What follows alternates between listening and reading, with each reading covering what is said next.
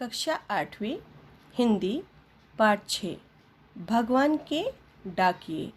भगवान के डाकिए मतलब भगवान के संदेशवाहक जो संदेशा लेकर आते हैं।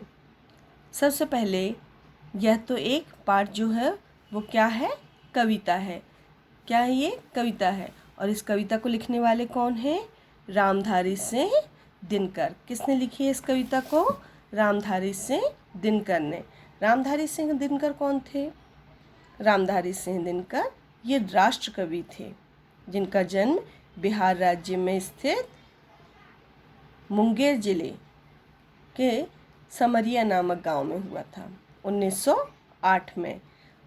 फिर है ये पटना में इन्होंने अपनी शिक्षा दीक्षा पूरी की और वहाँ से वो जो है साहित्य के लेखन में कार्य में लग गए। और साहित्य लेखन के कार्य की उपलब्धि में उनको भारत सरकार ने क्या दिया? पद्म भूषण से अलंकृत किया। पद्म भूषण जो है पुरस्कार से उनको सम्मानित किया गया। उनकी मृत्यु सन 1974 में हुई। अब तो ये तो अपन ने जीवन परिचय देखा रामधारी सिंह दिनकर का कि इनको राष्ट्र कवि कहा जाता है, इनको पद्म भूषण से भी सम्मानित किया गया है। फिर है इस कविता में कठिन शब्द देखेंगे। सबसे पहले तो देखिए डाकिए। डाकिए का मतलब क्या होता है? संदेशवाहक, जो संदेश लेकर आते हैं। फिर दूसरा है चिट्ठियाँ। चिट्ठियाँ यानी क्या होता है? पत्र। फिर बाँचना, तो यहाँ पर देखेंगे आपकी पुस्तक में कठिन शब्द लिखे हुए हैं। ये देखिए पेज नंबर 33 में बाँचना यानी पढ़ना, आँकना अनुमान करना, पाँख यानी पंख, सौरभ यानी सुगंध। तो इस प्रकार ये कठिन शब्द हैं आपके। तो बाँचना मतलब पढ़ना, आँकना मतलब अनुमान करना, सौरभ यानी सुगंध, पाँखों मतलब पंख।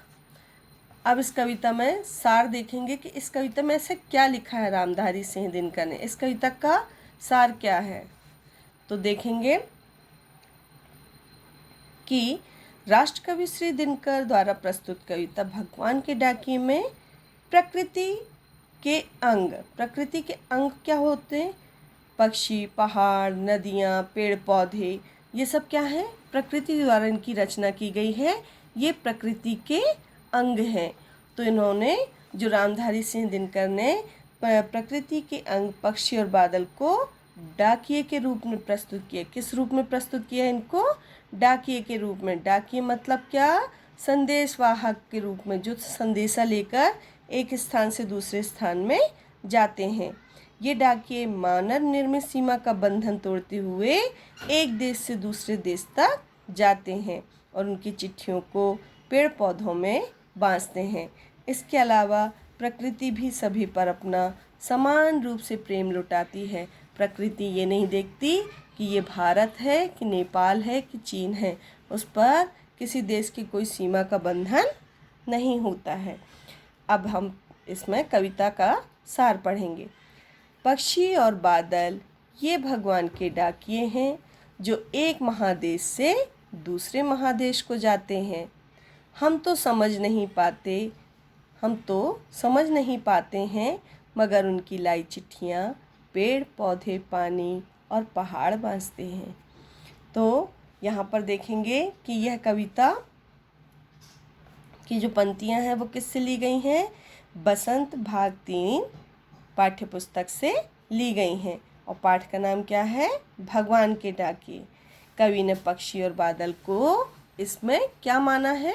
डाकिए के रूप में प्रस्तुत किया है। ये देखिए पक्षी और बादल ये हैं भगवान के डाकिए। तो कवि ने पक्षी और बादलों को किसके रूप में प्रस्तुत किया है? डाकिए के रूप में प्रस्तुत किया है। अब आगे देखेंगे कि कवि का कहना है। कवि क्या कहना चाहते हैं इस कविता में? कि जिस प्रकार डाकिए मनुष्य के लिए चिट्ठियाँ लाते हैं। डाकिए क्या लाते हैं मनुष्य के लिए? पत्र लेकर आते, चिट्ठी लेकर आते ना, पोस्टमैन।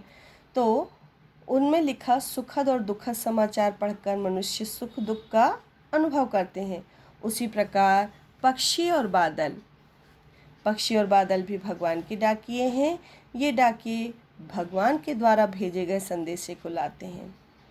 इन डाकियों का क्षेत्र जो है विशेष कोई बंधन नहीं होता है इसमें कि जो किसी मनुष्य बस के लिए लेकर आए हों या किसी एक देश के लिए लेकर आए हों। तो इनमें मनुष्य के द्वारा निर्मित सीमा का कोई बंधन नहीं होता है। ये जो संदेशा लेकर आते हैं वो सभी के लिए समान होता है। मनुष्य तो इनको नहीं समझ पाते कि लायक क्या संदेशा है, क्योंकि ये तो भगवान के डाकिए होते हैं, भगवान का संदेशा लेकर आए होते हैं। तो मनुष्य तो नहीं समझ पाते हैं। इनकी चिट्ठियों को कौन पढ़ता है? इनकी लाई हुई चिट्ठियों का संदेश पेड़, पानी, पहाड़, पौधे ये पढ़ते हैं। हम तो नहीं समझ पाते, मतलब मनुष्य नहीं समझ पाता है कि क्या संदेशा लाए हैं, मगर इनकी लाई चिट्ठियाँ पेड़, पौधे, पानी और पहाड़ पढ़ते हैं या बाँचते हैं। इनको पढ़ने वाले पेड़, पौधे, पहाड़, पानी, मिट्टी इन्हीं संदेशों के अनुसार व्यवहार भी करती है। तो इस प्रकार ये अपना क्या हुआ कि जो प्रकृति का संदेशा भगवान के दूत बनकर ये आते हैं, कौन कौन? पक्षी और बादल।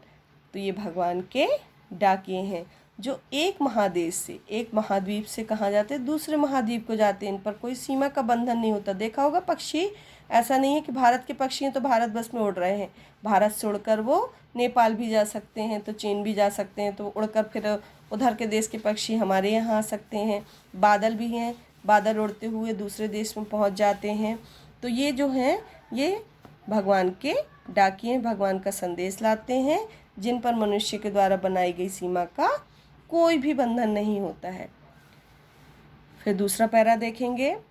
हम तो केवल यह आंकते हैं कि एक देश की धरती दूसरे देश को सुगंध भेजती है और वह सौरभ हवा में तैरते हुए पक्षियों की पाँखों पर तिरता है और एक देश का भाप दूसरे देश में पानी बनकर गिरता है। तो इस कविता में क्या बताया है कवि ने कि जो प्रकृति है वो सभी के साथ समान रूप से व्यवहार करती है। प्रकृति किसी के साथ भेदभाव नहीं करती है। अब है क्या कहा? हम तो केवल यह आंकते हैं, मतलब हम तो केवल अनुमान लगाते हैं। भगवान पक्षी और बादल द्वारा लाई गई जिन चिट्ठियों का वो मनुष्य पढ़ नहीं सकता, उसे पेड़, पौधे, पानी और पहाड़ पढ़ते हैं। इन चिट्ठियों से प्राप्त प्रेम, सद्भाव और एकता का संदेश ये पेड़, पौधे, धरती, पहाड़ बिना किसी भेदभाव के अपने देश में क्या करते हैं? अपने देश में भेजते हैं और साथ ही साथ इसे अन्य देश में पहुंचाते हैं। मतलब जो संदेशा भगवान के द्वारा भेजा जाता है इसमें वो कोई भी भेदभाव नहीं करते कि ये संदेशा केवल इसी देश का है तो अन्य देश में नहीं जाएगा। तो वो वास्तव में प्रकृति ऐसा करके भेदभाव को मिटाने का संदेशा देती है। कैसे?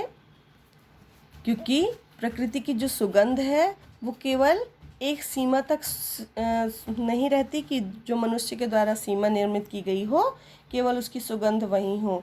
ये सुगंध हवा में तैरते हुए पक्षियों के पंखों पर सवार होकर ये हवा की सुगंध एक देश से दूसरे देश को जाती है और सीमाओं का बंधन तोड़ते हुए अन्य देश के वातावरण में घुल मिल जाती है।